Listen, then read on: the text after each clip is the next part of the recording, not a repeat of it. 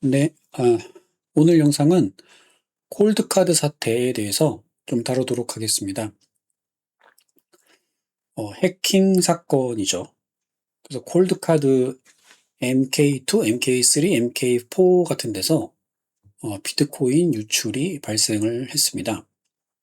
콜드카드 이렇게 생긴 하드웨어 월렛이라고 하는데 한국 사람은 잘 쓰지는 않은 것 같아요. 미국 사람들이 많이 쓰는 것 같고, 뭐 해외 쪽에서, 유럽 쪽에서 또는 캐나다, 뭐 이런 쪽에서 많이 쓰는 것 같고, 한국 사람들은 제가 알기로는 키스톤이라는 제품, 그걸 좀 많이 쓰는 것 같아요.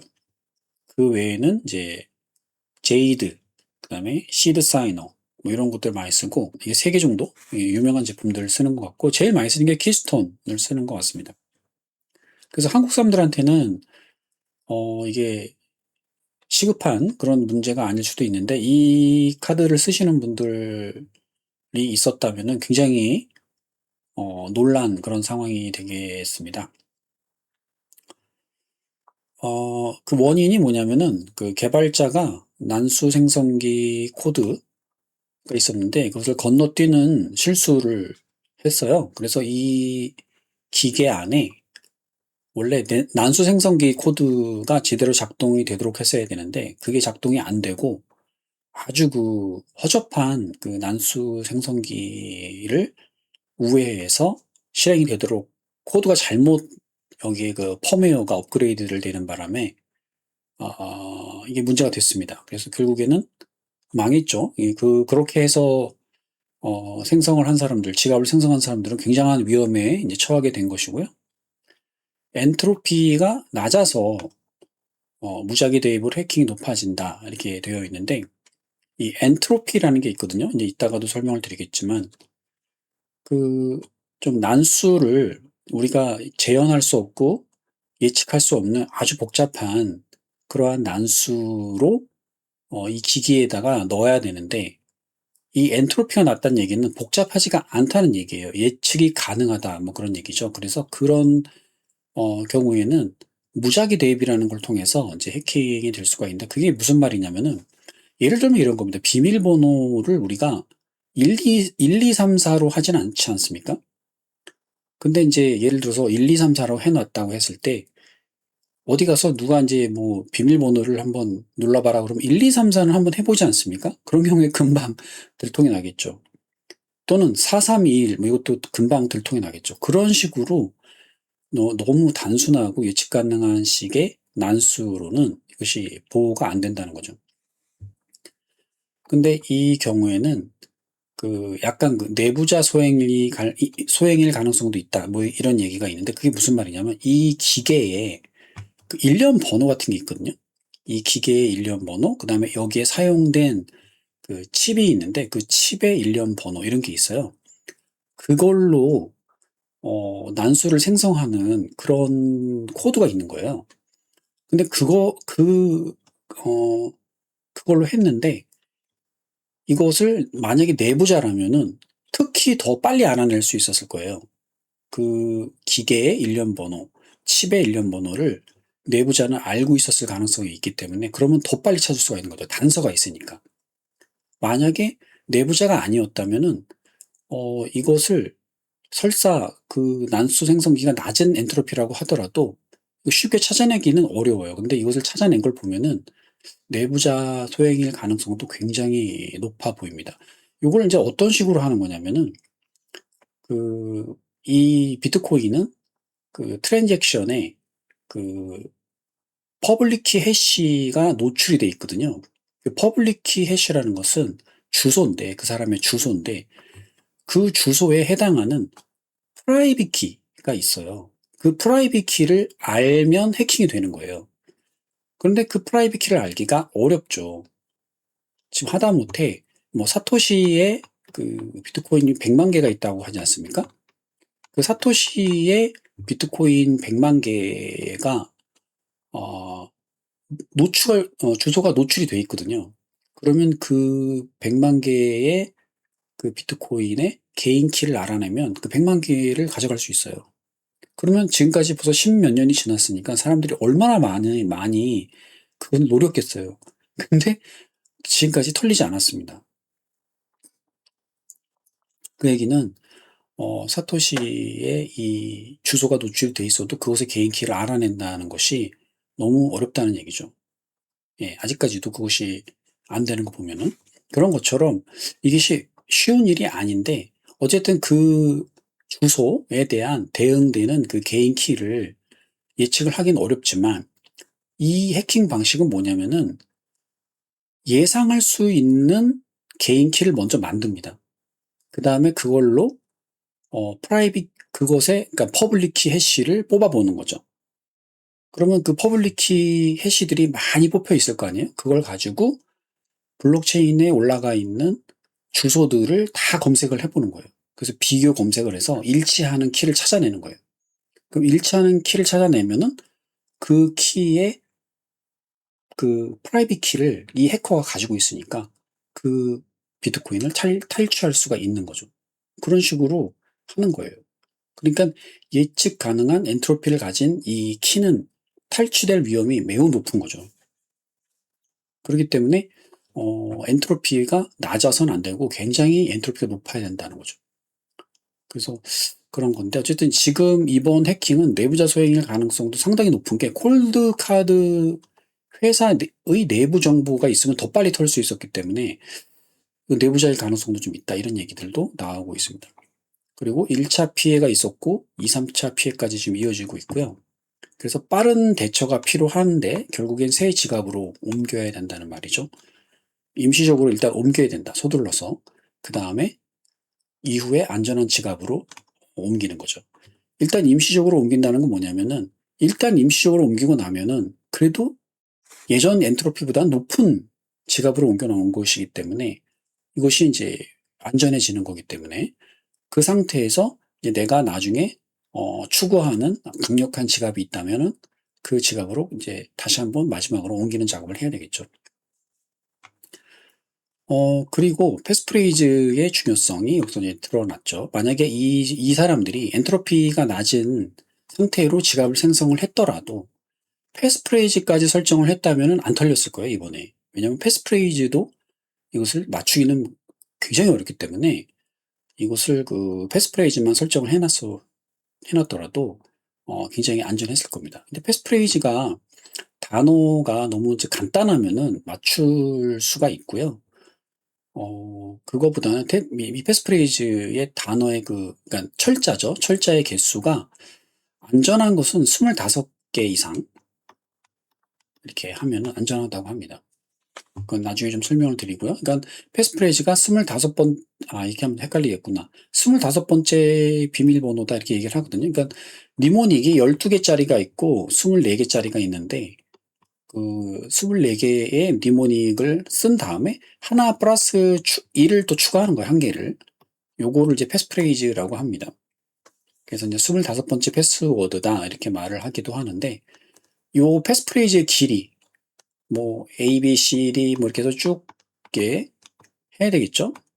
물론 이렇게 단순하게 해서는 안 되겠지만 이런 철자죠. 철자가 총 25개 이상은 넘어가야 그러니까 길어야 안전하다 그 얘기입니다.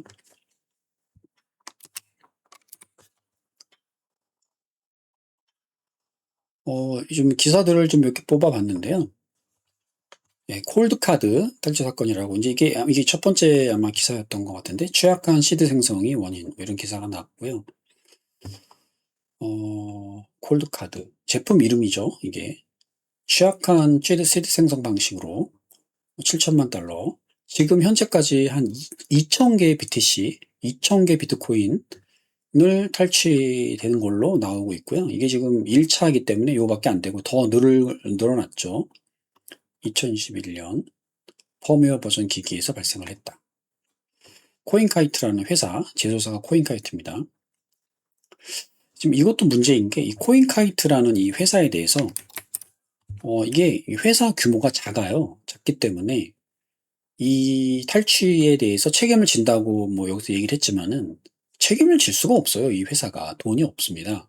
그리고 아마 그냥 뭐 파산을 하겠죠. 파산 그 신청을 하거나 뭐 변호사 법정으로 이제 저항을 하거나 뭐 하겠지만은 아마 여기서 어떻게 될지 모르겠지만 아마 그냥 넘어가지는 않을 거고 아마도 회사는 파산을 할 거라고 보여집니다.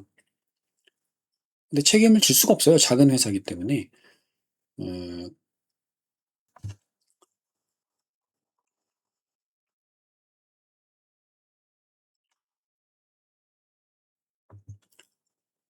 공격자들이 콜드카드 기기를 직접 건드리지 않고도 그러니까 아까 무작위 대기법이라고 제가 말씀드렸지만은 그런 식으로 한 거죠. 그러니까 예상되는 니모닉 예상되는 시드죠. 시드를 뽑아낸 다음에 그걸로 퍼블릭 키 해시를 뽑아요. 그다음에 그 퍼블릭 키 해시를 자기들이 뭐 몇만 개를 뽑아 놓고 그거와 그 블록체인 네트워크에 있는 그 퍼블릭 키 해시를 다 비교를 해서 일치하는 걸 찾아내서 그러면 그 키에 대해서는 개인 키가 있기 때문에 이제 그걸 쫙 뽑아낸 거죠. 그래서 그거를 한 번에 이제 몇 개가 될지 모르지만 뭐 1000개가 넘는다고 하더라고요. 그 1000개가 넘는 거를 40분 만에 털었으니까 대단한 거죠. 1000개를 미리 그 입력할 준비를 다 해 놓고 입력할 준비를 해 놓고 40분 만에 이거를 차례대로 입력을 해서 트랜잭션을 해서 탈출을 한 거니까 얘네들이 굉장히 이거는 혼자 한 것 절대 이거 혼자 할 수가 있는 문제가 아니라 조직적으로 이걸 한 겁니다. 1000개의 주소를 혼자서 할 수 있을까요? 할 수 있나? 모르겠네요. 하여튼 적어도 혼자 한 것 같지는 않고 장비도 많이 써서 이거를 입력을 갖다가 거의 동시에 뭐 한 100 개씩은 해야 1000 개를 할 거 아닙니까? 그 장비를 많이 갖다 놓고서 했겠죠. 하나씩 하나씩 이게 해 가지고 40분 만에 할 수 있을까요? 그렇습니다.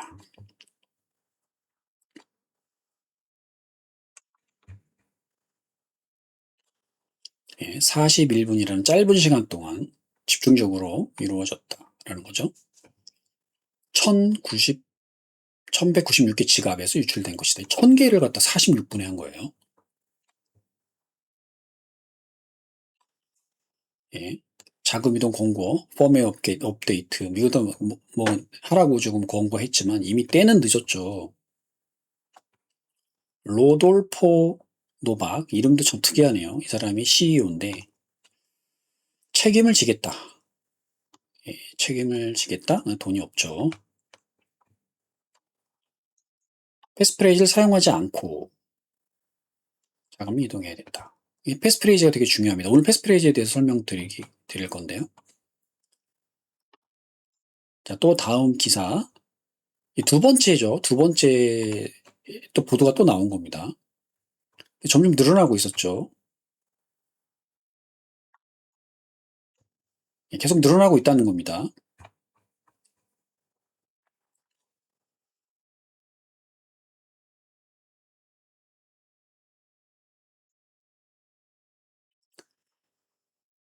네. 비트코인 자체의 보안성이 문제가 있는 건 아닙니다. 이 카드에서 난수를 너무 허접하게 생성했다는 것 때문에 일어난 일이고요. 그 비트코인 자체는 안전하고요. 그 뭐냐면 왜냐면 그 사토시 지갑 같은 거는 해킹이 안 돼요. 그래서 노출이 돼 있지만 그 주소가 노출돼 있거든요. 근데 해킹이 안 돼요. 왜 개인 키를 알아낼 수가 없는 거죠. 그만큼 난수 생성이 중요하다는 거죠. 당연히 사토시는 그런 걸 중요성을 알기 때문에 그 난수 생성을 철저하게 했겠죠. 자, 이거 세 번째 기사고요. 또 3차 확산. 피해액이 점점 늘어나고 있습니다. 피해 주소가 4,000개가 넘네요.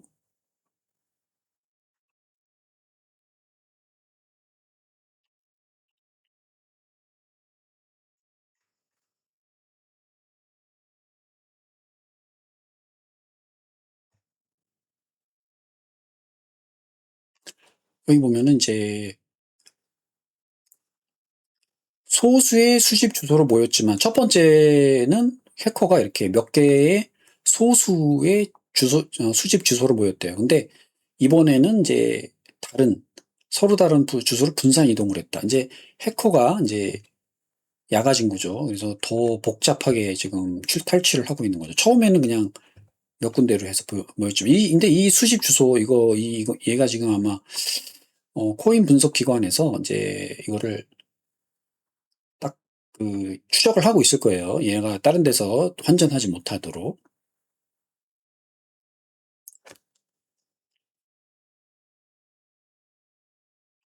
또 이런 말이 나오는데,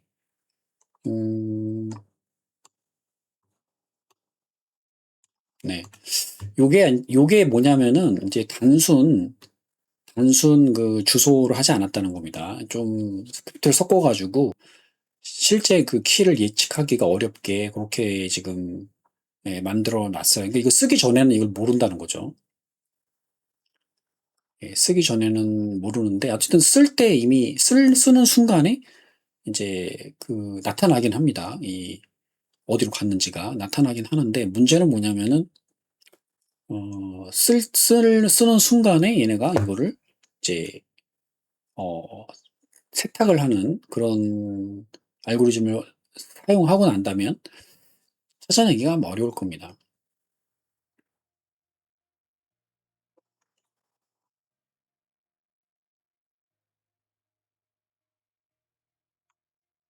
같은 해커인가 또 다른 공직자인가? 네. 근데 뭐 여러 의견이 있습니다. 근데 같은 해커가 아닐 가능성도 있어요. 왜냐하면 이제 해킹 된다는 걸 알고서 예전에 해킹을 잘 하던 사람이 나도 해야지 해서 뛰어들었을 가능성도 있습니다. 하지만 연관성은 확인되지는 않는다. 뭐 이렇게 이거 예상하기가 어렵겠죠. 그 얘기입니다.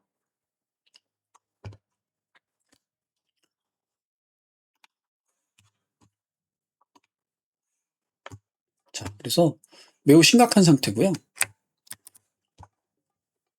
2차, 3차 피해가 계속 추가되고 있어요. 예, 아까도 말씀드렸지만 낮은 엔트로피를 생성했다는 거죠. 예, 여기가 이제 좀 쉬운 설명인데 금고 외관은 티타늄인데 비밀번호가 1, 2, 3, 4였다는 거죠. 너무나 예측이 쉬운 그런 숫자로 했다는 거죠. 빠른 대처가 필요해 보인다. 근데 주사위 굴리기 방식으로 한 거는 괜찮다. 이렇게 얘기가 있거든요. 근데 무슨 말이냐면 이 콜드카드라는 이 하드웨어 월렛도 기능에 기계에서 자체 생산하는 난수가 있고, 그 다음에 주사위로 난수를 생성하는 기능도 있어요. 얘가. 이 콜드카드가. 네. 이 콜드카드가 기능이 두 가지가 있다는 거예요. 자체, 자체 난수 생성하는 게 있고, 주사위를 써서 하는 난수 생성하는 방법. 1번, 2번, 두 가지 방법이 있다는 거예요. 이 기계에서도. 근데 이 주사위 방식으로 했다 하는 사람은 괜찮다는 거예요. 1번으로 했던 사람이 문제가 된다는 겁니다.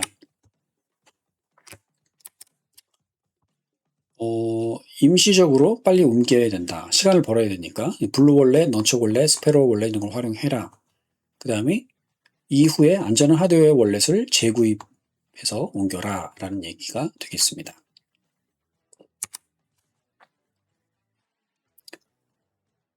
또 좀 복잡한 얘기를 좀 약간 드릴까 하는데 그래도 간단하게 설명을 드리고자 합니다. 패스프레이즈 설명하려고 이것을 지금 제가 가져왔는데요. 지갑 생성 원리가 뭐고 도대체 패스프레이즈라는 건 뭔가에 대해서 간단하게 설명을 이제 드리려고 해요. 여기서 이제 엔트로피를 생성하고 이게 지금 순서거든요. 이 키가 만들어진 순서 엔트로피 생성, 체크섬 추가, 니모닉 생성, 시드 생성, 마스터 프라이빗 키 생성, 퍼블릭 키 생성, 엑스퍼브 생성 이렇게 해서 이제 끝나는 건데 이제 여기서부터 여기까지는 그냥 기계가 알아서 합니다. 이건 정해져 있는 그냥 코드예요. 정해져 있는 알고리즘 순서입니다. 이것은 단지 사람이 하는 건 요거밖에 없어요. 엔트로피 생성. 엔트로피 생성을 한 다음에 그 다음부터 일어나는 일들, 체크섬 추가, 니모니 생성 이런 쭉 일어나는 일들은 그냥 자동으로 이루어지는 거예요. 예, 자동으로 이루어져 있고 다 정해져 있는 겁니다, 이거는. 그래서 엔트로피 생성이라는 걸 하고 그다음에 요렇게 이런 과정을 거친다라는 것이고요. 크게 봐서 여기서 이제 엔트로피라는 말 자체가 무질서도라는 말이고요. 무작위한 숫자를 랜덤한 숫자를 생성하는 것이죠. 근데 이 콜드카드 회사에서 생성된 그 난수 생성기는 이게 무작위하지 않다라는 거예요. 예, 그게 문제라는 거죠. 그래서 무작위한 숫자를 생성을 하는 게 중요하고, 그 다음에 요 숫자를 생성하는 방법이 주사위나 동전, 이미지, 전파, 뭐 이런 것들로 되어 있다라는 거죠. 재현 불가. 재현이 불가해야 된다. 이죠. 아주 자연스러워야 된다 이거죠. 복잡해야 된다 그 말입니다. 근데 이제 주사위에 대해서는 이제 많이들 아시는데 동전을 해도 돼요. 동전을 이거를 몇 번 던져야 되더라? 동전을 256번인가?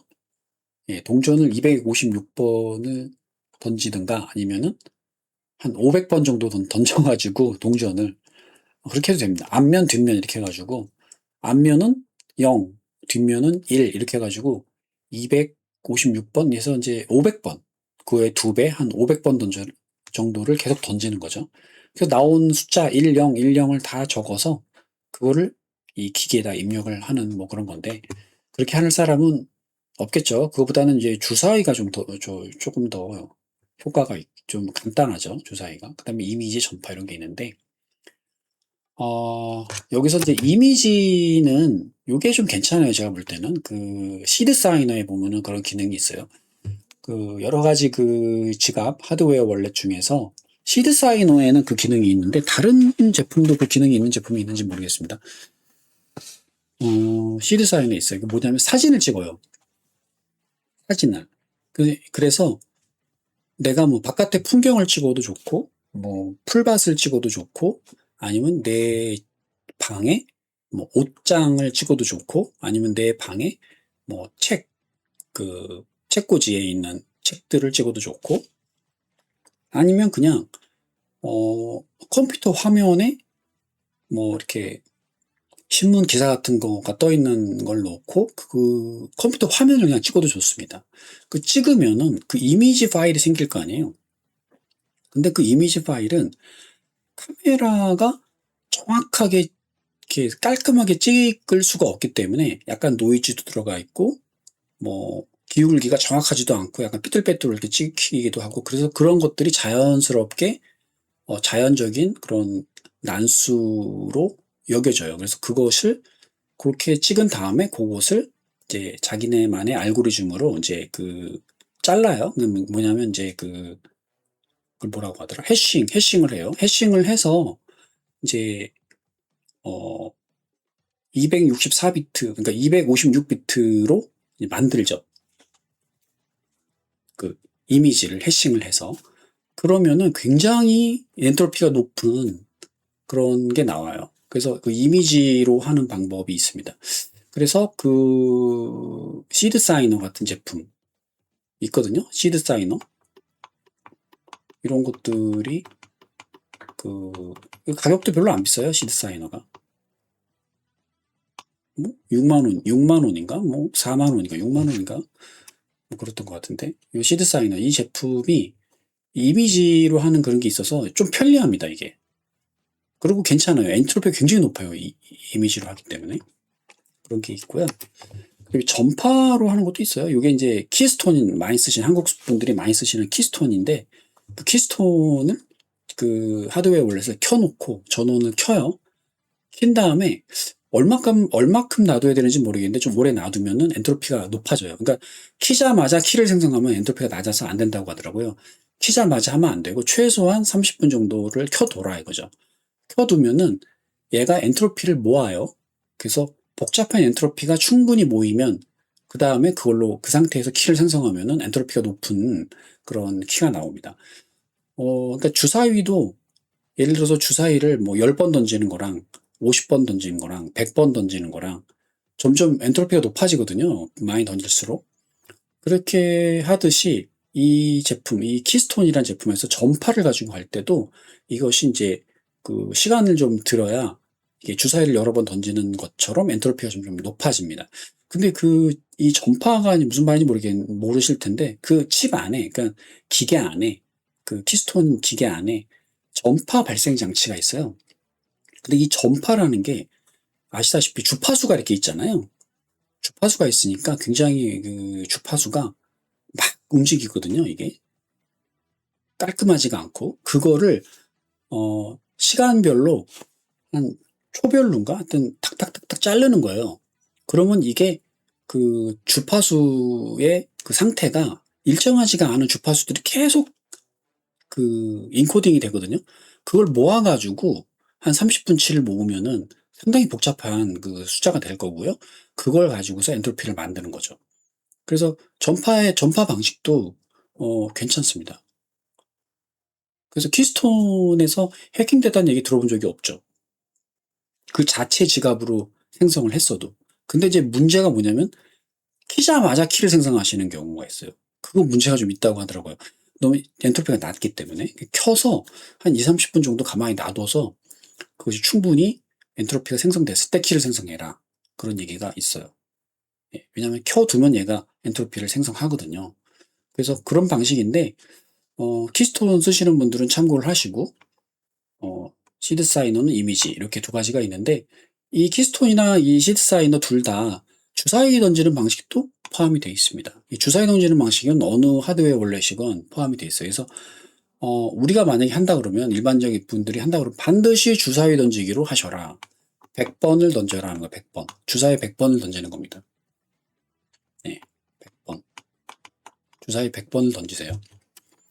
그렇게 해서 그 100번 숫자를 이제 입력을 하는 거죠. 그럼 100번을 던진다는 얘기는 6 던지면 6가지 경우에, 한 번 던지면 6가지 경우의 수가 나오죠. 그 다음에 또 한 번 던지면 또 6가지 경우의 수가 나오죠.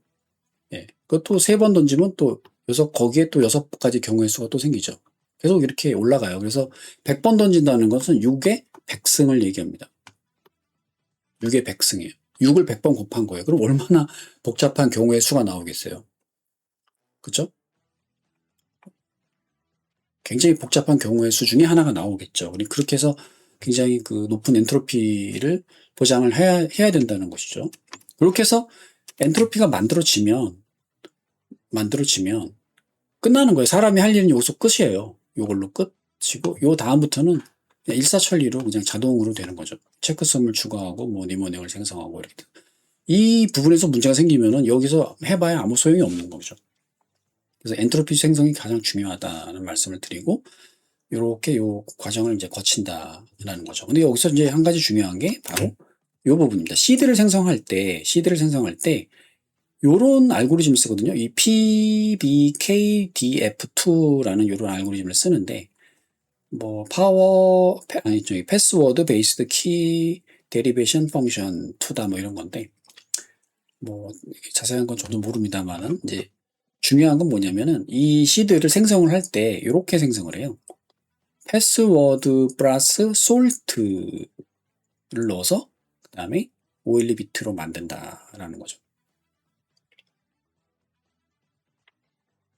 예. 여기서 패스워드라는 게 요 앞에서 말한 요 니모닉을 말합니다. 요 패스워드가 요 니모닉을 말해요.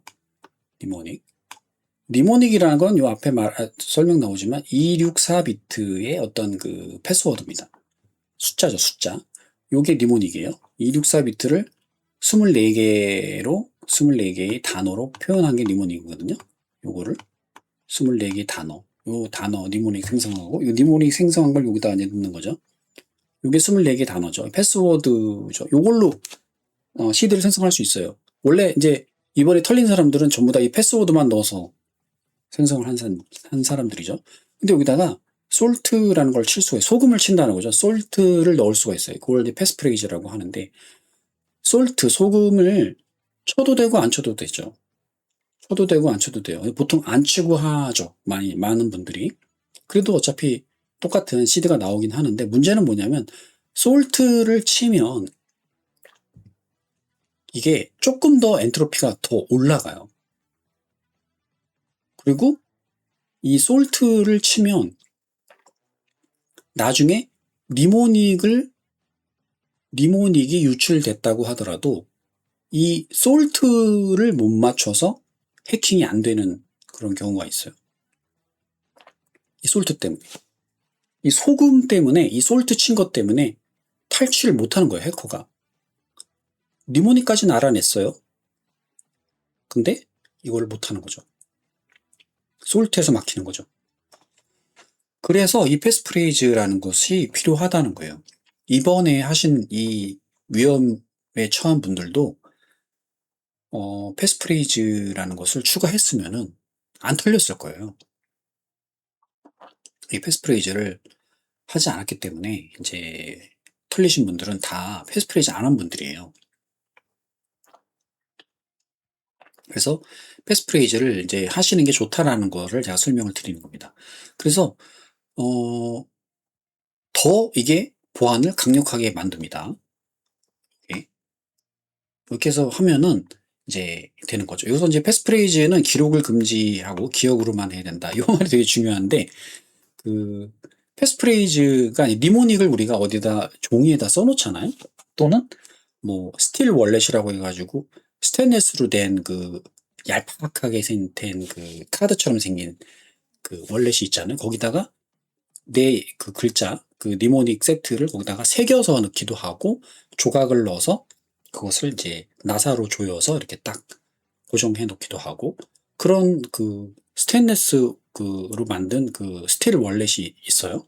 뭐 티타늄으로 만들었다 뭐 이렇게 해서 막 불에도 안 타고 녹지도 않고 뭐 그런 건데 근데 그러한 그 니모닉은 만약에 누가 훔쳐갈 수 있잖아요. 그 스틸 월렛을. 그 큰일 나죠. 그걸 가져가면은. 근데 이제 문제는 이 패스프레이즈가 설정해 놓으면은 왜 안전하냐면 패스프레이즈는 어디다 기록을 해 놓는 게 아니에요. 그러니까 패스프레이즈는 그 사용자의 기억 속에만 있는 겁니다. 머릿속에만 있는 거예요. 패스프레이즈를 어디다 기록해 놓으면 의미가 없어요. 예, 패스프레이즈는 절대 어딘가에다가 메모 형태로 기록을 해 놓으면 안 돼요. 그냥 사용자의 기억 속에, 머릿속에만 있는 겁니다. 그렇게 해 놓고 그것을 기기에다가 입력을 하는 거예요. 그러면은 그렇게 해서 만들어진 시드는 해킹이 어려워요. 왜냐면 니모닉을 탈취했다 하더라도 이 패스프레이즈는 알 수가 없거든요. 사용자의 그 머릿속에 들어갈 수가 없잖아요. 그러면은 탈취를 못 하는 거예요, 해커도. 그래서 패스프레이즈는 기록을 어딘가 해놓으면 안 되고 반드시 기억으로만 둬야 된다라는 것이고요. 근데 문제는 뭐냐면은 시간이 흐른 후에 기억을 못 할 수가 있어요. 만들 때는 기억을 했는데 한 1년, 2년 안 쓰고 가만히 놔뒀다가 어느 날 생각하려고 하니까 안 나는 거예요, 생각이. 그러면 굉장히 위험하겠죠? 그래서 절대 까먹지 않을 어떠한 문구를 만들어야 되는 거죠. 네. 그래서 패스프레이즈를 철자 25개가량으로 만들었다면 매우 안전하다라고 합니다. 만약 특수문자를 포함시킨다면, 뭐 특수문자라는 것은 뭐 느낌표라든가, 뭐 이런 샵 표시라든가, 또는 이런 별표 표시라든가 뭐 이런 것들 말하는 거죠. 특수문자를 포함시킨다면 15개로도 충분하다고 합니다. 니모닉 자체를 충분히 랜덤하게 만드는 게 더 중요하고요. 그 다음에 패스프레이즈를 추가하는 게 중요하다라는 거죠. 그래서 패스프레이즈를 25개 정도 철자로 만드는데 내가 반드시 잊어먹지 않을 그런 걸로 해야 된다. 뭐 예를 들면 내가 추억 속의 어떤 사건이라든가 뭐 이런 거죠. 자, 이번에는 패스프레이즈를 만들어 보자라는 건데 패스프레이즈 만들기는 각자의 방식으로 하시면 되는데 뭐 여러 가지 제가 여기다가 한번 설명을 해봤어요. 뭐 보통 영어 키로 둔 채로 뭐 한글을 쓰기도 하고 그쵸? 그렇게 하시는 분들 많잖아요. 예를 들면 철수야 뭐하니 요거를 한글 자판으로 놓고 아니지 한글 자판 놓는 게 영문 자판으로 놓고 이렇게 철수야 뭐하니라고 치면 이렇게 나오거든요. 언뜻 복잡해 보이긴 하는데 이거 한글을 이렇게 만든 거다 이렇게 다 알아요. 이거 금방 이거 파악이 돼요. 그래서 해킹 공략에 있어서 이것도 위험하다는 거죠. 이게 그냥 한글 이렇게 이거를 이렇게 바꿨어 라고 해도 이것도 금방 알아낸다는 거예요. 요즘에는. 아, 이거는 한글 문자를 영문 자판으로 놓고 친 거구나 라고 금방 안 돼요. 그래서 이것도 위험하다라고 하는 거죠.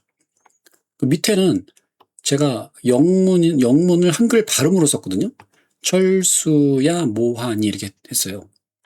이것도 한글을 영문 발음으로 이렇게 한 거다라고 또 예측을 한답니다. 이게 요즘은 인공지능이 발전돼가지고 뭐 그런 얘기가 있어요. 그래서 이것도 그렇게 안전하지 않다 이렇게 얘기를 합니다. 그래서 최소 25개 철자 이상으로 구성을 하되 특수문자 뭐 이런 것들 이게 다 특수문자인데 이것을 포함해 주면은 굉장히 안전해진다.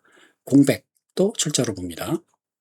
그래서 예를 들면 사투리 같은 거 이런 거 좋습니다. 사투리 같은 거 이런 거는 뭐랄까 굉장히 어렵거든요. 예측하기가 애미야 시방 뭐라고 했냐 이런 거 그걸 그대로 쓰면 이렇게 되거든요. 대문자도 들어가 있죠. 대문자 이런 거 이런 거를 이렇게 해놓으면은 이거는 굉장히 어렵다. 해커가 이거를 예측하기는 굉장히 어렵다. 해커가 하는 방식은 있는 단어를 계속 넣어보는 거거든요. 있는 단어를 계속 넣어봐가지고 나올 때까지 해보는 거예요. 근데 이거를 어떻게 하겠어요? 시방 뭐라고 했냐 요거 하기가 어렵잖아요. 이런 거 넣어보기가 어렵죠. 그죠? 왜냐면 사투리가 정식 단어가 아니기 때문에. 그러니까 정식 단어가 아닐수록 더 어려워지는 거예요. 해킹이 더 어려워지는 거예요. 그게 좋은 거죠. 정식 단어가 아닐수록 더 좋은 거죠. 기계가 예측하기가 어렵다는 거죠. 여기에 특수문자를 넣었어요. 예를 들면 이렇게 한 거예요. 똑같이 에미야 시방 뭐라고 했냐인데 여기에다가 특수문자 이걸 넣었어요. 이거 달러 표시, 샵 표시, 알트, 그다음에 느낌표 이렇게 특수문자 4개를 넣었어요. 이렇게 넣었을 때 더 어려워지는 거죠. 더 해킹이 어려워지는 거다 그 말이죠. 이걸 어떻게 했냐면 제가 4321 규칙으로 넣었다고 그랬는데 4321이죠. 이거 무슨 얘기냐면 4글자 다음에 한번 넣고 3글자 다음에 한번 넣고 2글자 다음에 한번 넣고 1글자 다음에 한번 넣고 이렇게 했다는 거죠. 이걸 이제 문제는 4321 규칙이다. 요거를 내가 안 까먹어야 되는데 안 까먹을 수 있겠죠. 4321 규칙으로 내가 넣었다 이렇게 머릿속으로 기억을 하고 그다음에 패스프레즈는 애미야 시방 뭐라고 했냐 요거를 한글 자판으로 한글을 이제 영문 자판으로 놓고 한글을 이렇게 쳤다 이거죠. 애미야 시방 뭐라고 했냐. 근데 4321로 특수문자를 이렇게 넣었다. 요게 달러 표시가 이게 그 4예요. 숫자 4 위에 그 쉬프트 누르면 요거예요. 샵이 요게 이제 3이고요. 요게 2이고 요게 느낌표가 1이거든요. 4321 규칙으로 넣었다. 그런 뜻입니다. 뭐 그래서 제가 나름대로 만들어 본 규칙 방식이고 안 까먹는 방식이라는 거죠. 그래서 이것은 각자의 방식으로 이거를 좀 사투리를 쓰던 아니면 뭐 옛날 뭐 추억에 아니면 뭐 여자친구가 나한테 했던 말 중에 가장 충격적인 말이 있다든가 그런 것을 약간 이제 사투리를 섞어서 이렇게 해서 글자를 만들어 보는 거죠. 그거 안 까먹겠죠. 그분은. 왜냐면 여자친구한테 충격을 받은 말이니까 그분 평생에 기억에 남아있을 거 아니에요. 그런 거를 패스프레이즈로 만드는 거죠. 그건 또 그 사람만 알고 있는 그런 내용이잖아요. 그런 거. 그런 식으로 패스프레이즈를 만들어라. 그런 얘기입니다. 자, 요거는 이제 마지막으로 새 지갑으로 만약에 옮겨야 된다라고 결정을 했다면 또는 우리가 뭐 비트코인을 보유하시는 분들이 나중에라도 새 지갑으로 옮겨야 되겠다라고 생각을 한다면 이렇게 한번 해보자라는 것이고요. 여기 또 막상 닥치면 어렵습니다. 그래서 요 1번부터 13번까지를 제가 정리해 놨으니까 이걸 보시고 혹시라도 다음에 내가 그런 일이 생기면 이걸 참고해서 하셔도 좋고 그렇습니다.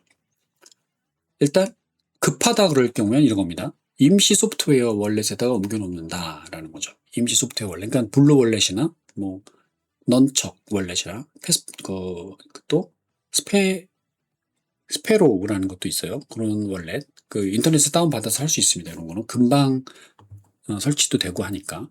이런 걸로 해서 일단 급하게 옮겨 놓을 수 있습니다. 그 다음에 새 하드웨어 월렛을 주문하고, 그 다음에 새 주문한 월렛이 도착하기 전까지 패스프레이즈를 결정을 하는 거죠. 아까 말했듯이. 그 다음에 주문한 월렛이 도착하면 주사위 방식이 제대로 작동하는지 검증한다. 요거는 설명을 지금 제가 안 했는데, 예, 검증하는 방법이 있습니다. 이 월렛이 제대로 주사위 방식이 작동을 하는지 검증을 하고, 그 다음에 주사위를 굴려요.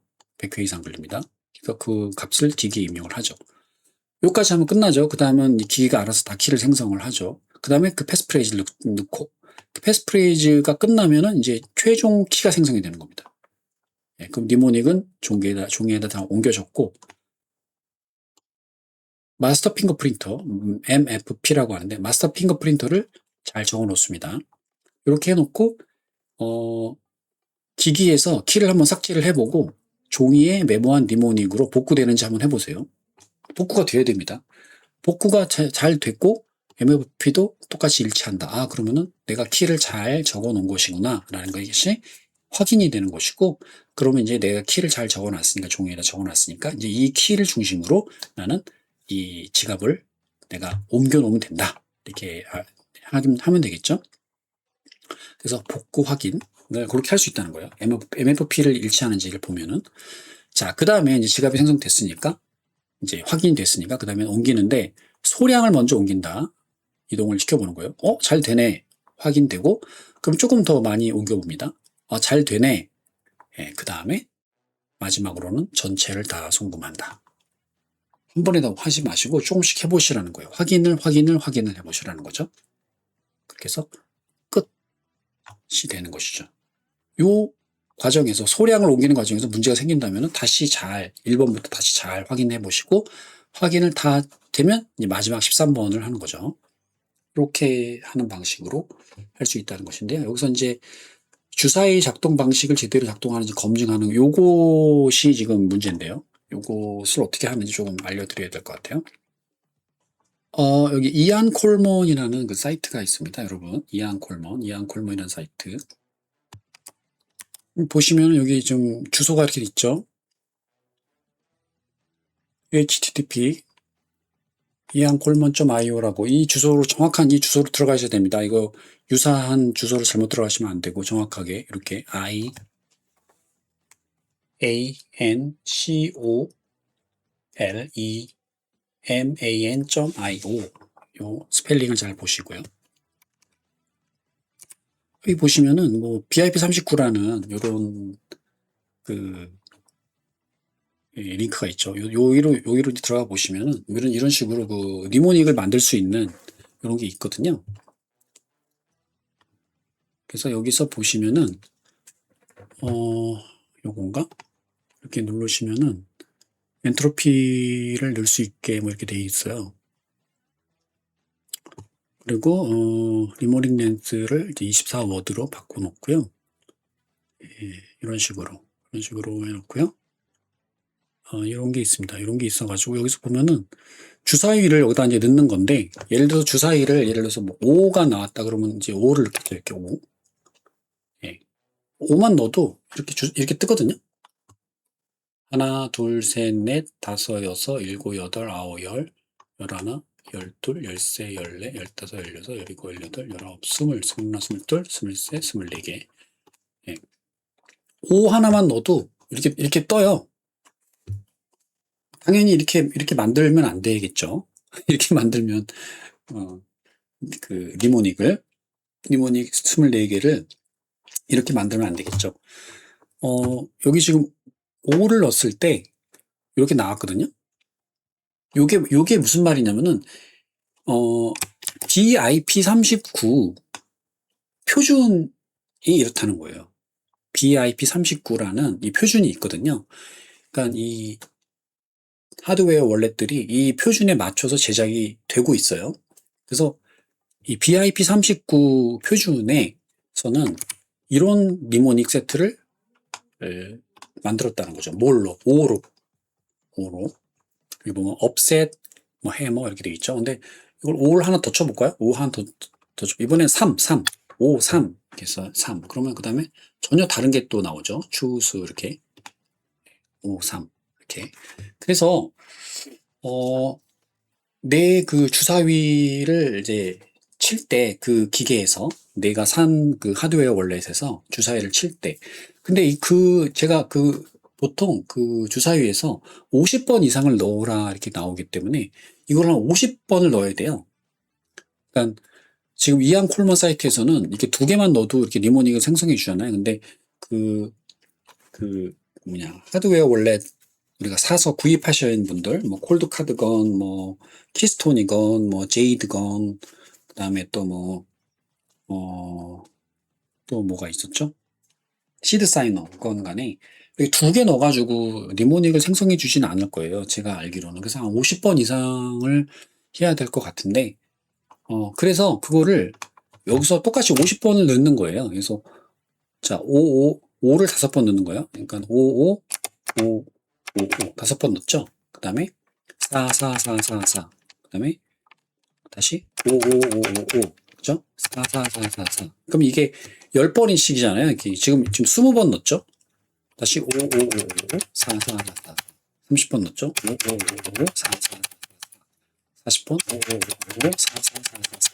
이렇게 넣으면 안 돼요. 실제로는. 그럼 이게 50번 넣은 거잖아요. 이렇게 50번을 정확하게 넣는 거예요. 정확하게 50번 넣고 내 하드웨어 월렛에다가도 똑같이 이걸 넣는 거예요. 5, 5, 5, 5, 4, 4, 4, 4 이렇게 똑같이. 지금 방금 넣은 이 50개의 주사위 숫자와 똑같이 내 하드웨어 월렛에 넣는 거예요. 똑같이 5, 5, 4, 4, 4. 그러면 이제 그 키 생성 키 버튼이 활성화가 될 거거든요. 이 활성화가 안 되기 때문에 이렇게 50번이나 넣은 건데, 예를 들어서 기기에 따라서는 뭐 10번만 넣어도 활성화가 된다 그러면 이렇게 50번까지 넣을 필요는 없고 10번만 넣으셔도 됩니다. 그래서 어쨌든 50번 정도 이렇게 넣어가지고 키를 생성을 해보는 거예요. 하드웨어 월렛에서. 그 다음에 이안 콜몬에서도 이렇게 50번을 넣은 다음에 여기 생성이 되죠. 이렇게 요거랑 요 니모닉이랑 그 다음에 내 하드웨어 기기의 니모닉이랑 비교를 해보시는 거예요. 똑같은지. 이 순서까지 똑같아야 돼요. 단어와 순서까지 다 똑같이 해야 돼요. 똑같은지. 그 똑같으면 뭐다? 정상적인 하드웨어 월렛이다라는 거죠. 잘못된 제품이 아니다라는 거죠. 요게 검증하는 거예요. 요게 하드웨어 월렛을 검증하는 것이다라는 거죠.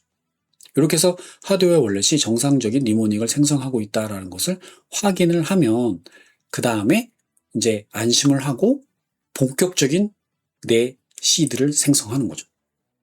지금은 테스트예요. 테스트로 이 하드웨어 월렛이 그냥 정상적인 BIP39 표준에 맞게끔 니모닉을 생성하는지만 확인한 거고, 그 다음에는 내 진짜 시드를 만들 때는 여기다 하면 안 되겠죠. 이런 식으로 하면 안 되겠죠.